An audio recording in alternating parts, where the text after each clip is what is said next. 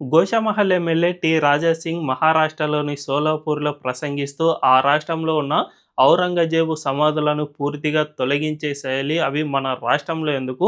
'Chhaava' cinema చూసిన తర్వాత యావత్ భారతదేశ వ్యాప్తంగా ఈ డిమాండ్ వినిపిస్తోంది కాబట్టి, ప్రస్తుతం మహారాష్ట్రలో ఉన్న ఫడ్నవీస్ గవర్నమెంట్ దీనిపై చర్యలు తీసుకోవాలి. ఆ సమాధులను పూర్తిగా తొలగించేసేయాలి అని రాజా సింగ్ డిమాండ్ చేశారు. దీన్ని ఫడ్నవీస్ ఒక అదృష్టంగానే భావించాలి అని కూడా కోరారు.